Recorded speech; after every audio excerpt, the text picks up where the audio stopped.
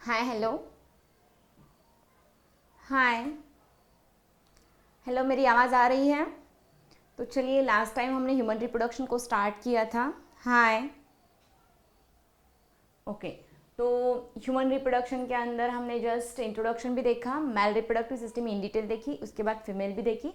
अब लास्ट जो पार्ट बचा है जो कि असेसरी ग्लैंड का है, फीमेल वाला, वो है मैमरी ग्लैंड वाला पार्ट।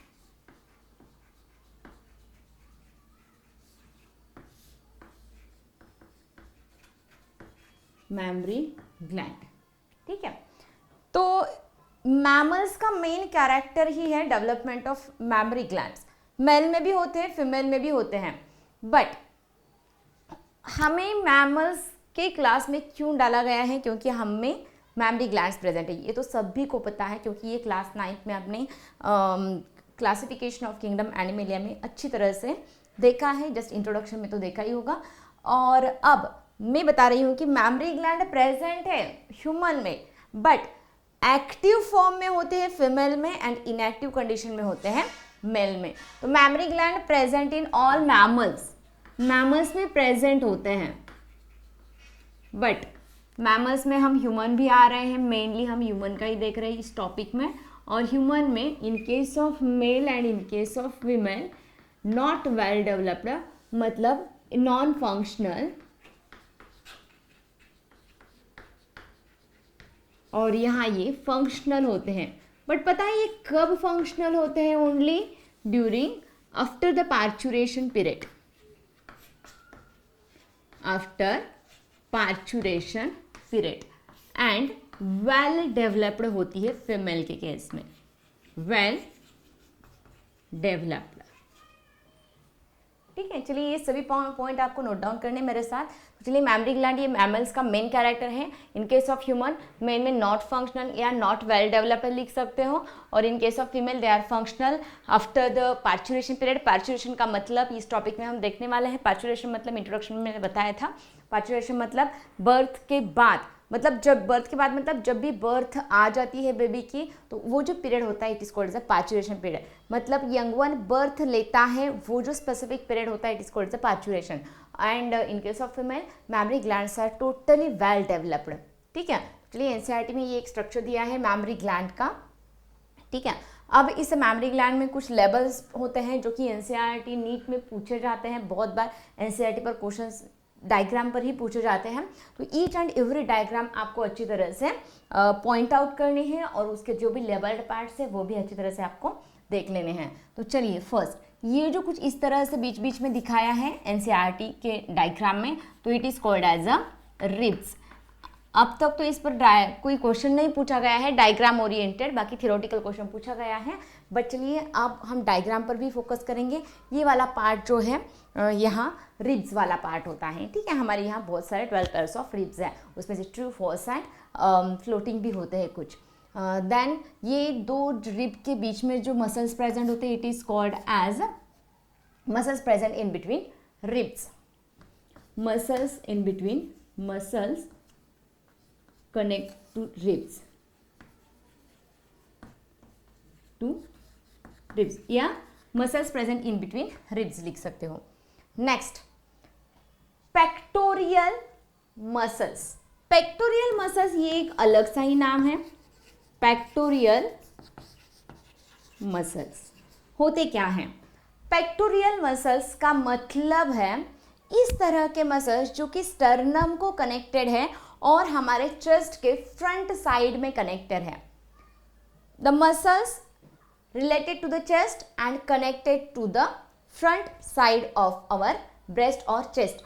हमारे चेस्ट के फ्रंट साइड में जो भी मसल्स प्रेजेंट होते हैं जो कि स्टर्नम को कनेक्टेड है it is called as pectoral muscles. चलिए मेरे साथ लिख लीजिएगा, पेक्टोरियल मसल्स मतलब muscles connected to front body wall और muscles connected to the chest. Muscle connect to chest, connected to chest. ठीक है, इसमें पेक्टोरियल मेजर भी होते हैं और पेक्टोरियल माइनर भी मसल्स होते हैं। ठीक है, देन ये एक लेबर पार्ट है जो कि इस ब्रेस्ट के ऊपर की सबसे ऊपर की जो लेयर होती है it is called as a areola. चलिए, एरियोला जो कि निप्पल के साइड में होती है, यहाँ कुछ थोड़ा सा डार्क रीजन प्रेजेंट होता है, pigmented dark region, it is called as areola. Areola का मतलब है pigmented slight brownish reddish brown colour का होता है एरियोला। पिगमेंटेड स्किन लिख सकते हो आप। It is called as near the और at the peripheral side of nipple. Nipple के पेरिफेरल साइड में जो भी पिगमेंटेड स्किन होती है, सपोज ये निपल है और इसके पेरिफेरल साइड पर कुछ पिगमेंटेड स्किन होती है, it is called as areola. ठीक है। नेक्स्ट, ये सेंटर का जो है it is called as a nipple, it is called as a nipple. Next उसके अंदर का जो फर्स्ट लेवल पार्ट है, it is called as a lactiferous duct, lactiferous duct. ठीक है। उसके बाद एम्प्यूला, उसके बाद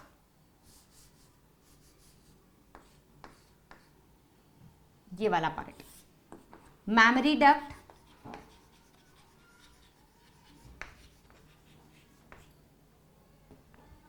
ठीक है। नेक्स्ट मैमरी लोब या लोब्यूल्स भी बोल सकते हो। एंड ये जो मैंने अंदर दिखा है it is called as mammary alveoli, alveolus या अल्वियोलाई। ठीक है। तो ईच एंड एवरी पार्ट जो भी लेवल पार्ट है एनसीईआरटी में वो आपको समझ में आ चुके हैं। एक बार आपकी टेक्स्ट बुक में भी ये डायग्राम देख लीजिए। तो सबसे पहले मैं आपको ये बताऊंगी कि ये जो पार्ट है वो है रिब्स के पार्ट, ठीक है, जो कि स्टर्नम से ओरिजिनेट हो रहे हैं, स्टर्नम्स के साइड में हैं। देन इनके बीच में जो होते हैं तो वो रिब्स, दो रिब्स के बीच में जो प्रेजेंट होते हैं the muscles connected to the ribs.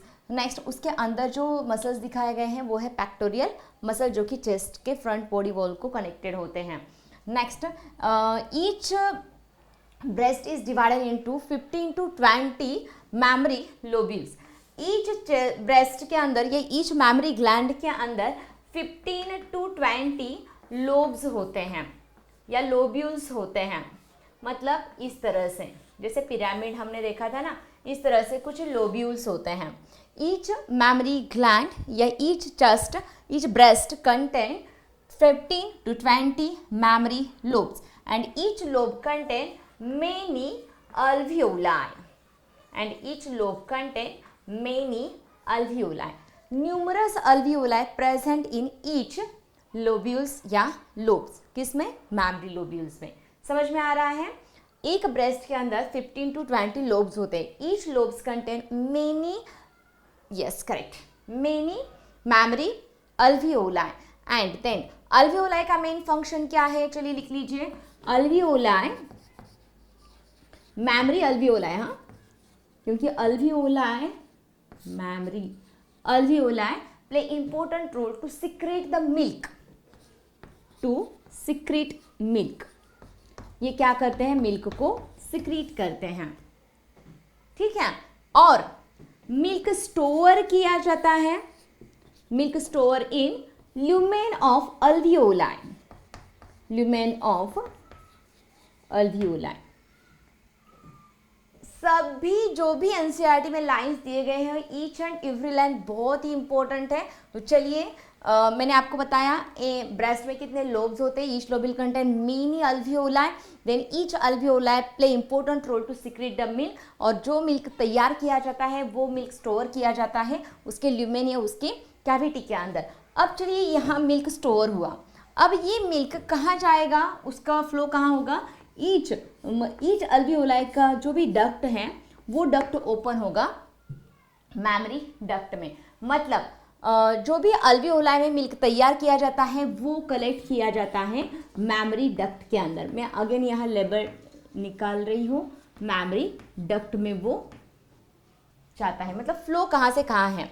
चलिए, अल्वियोलाई तैयार करता है, ल्यूमेन स्टोर करता है, ल्यूमेन के बाद वो जाएगा मैमरी डक्ट में। और ऐसे बहुत सारे मैमरी डक्ट, इन सभी के जो भी मैमरी डक्ट्स हैं वो यूनाइट हो गए एक स्पेशल ब्रॉड एम्प्यूला रीजन में। मैमरी एम्प्यूला रीजन में वो क्या हो जाते हैं? All mammary duct open into a broad ampulla या एम्पुलरी रीजन या मेमोरी एम्प्यूला में वो ओपन हो जाते हैं।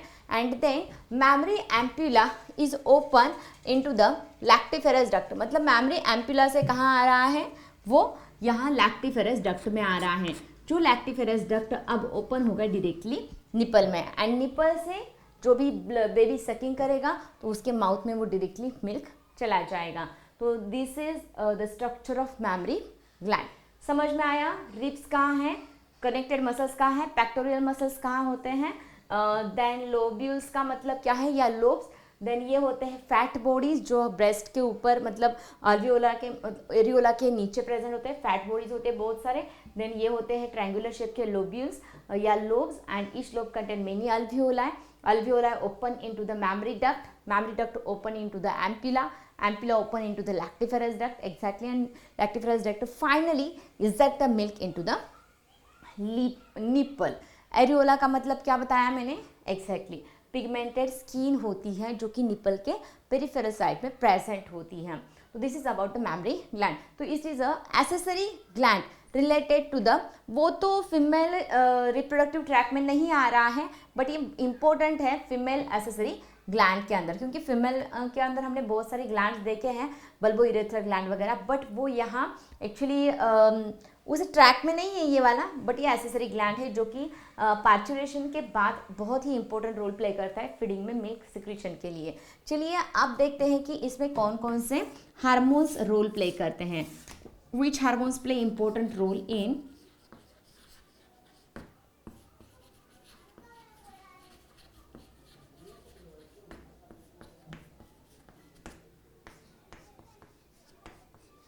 अब आप सोचोगे कि ये कौन कौन से हार्मोन है जो कि इम्पोर्टेंट रोल प्ले कर रहे हैं। चलिए एक बार देख लेते हैं। Okay okay which hormones play important role in the development of memory gland.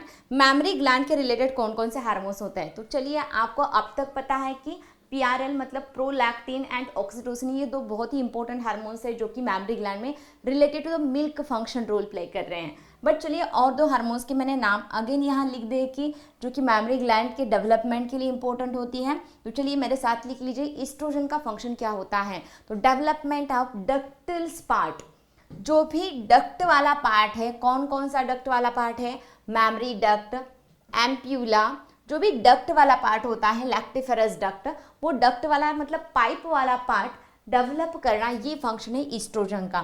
तो development of ductules, development of ductules, ठीक है, oestrogen. What is the function? What is the main function of progesterone related to the mammary gland? Okay, तो mammary gland में progesterone यहाँ alveolar acini develop करने में role play करते हैं, मतलब alveolar डेवलपमेंट के लिए बोल सकते हो आप। alveolar डेवलपमेंट ये फंक्शन है प्रोजेस्टेरॉन का, development of alveolar acini, development of alveolar acini।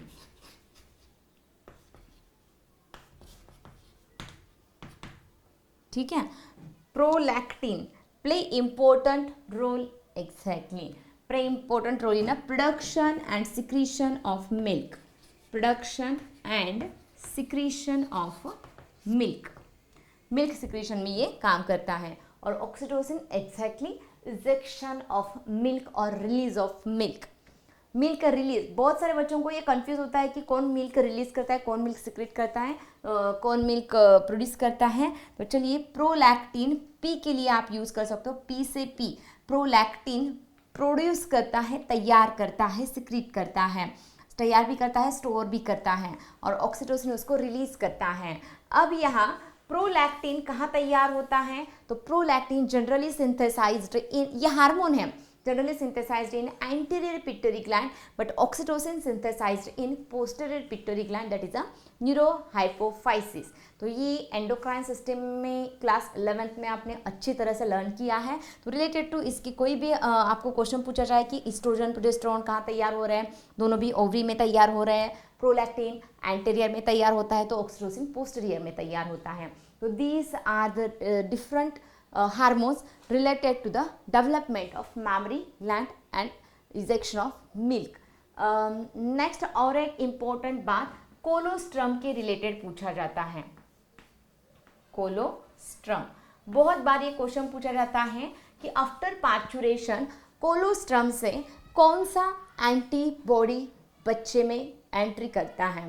तो चलिए कोलोस्ट्रम के रिलेटेड है, हाँ करेक्ट, IgA।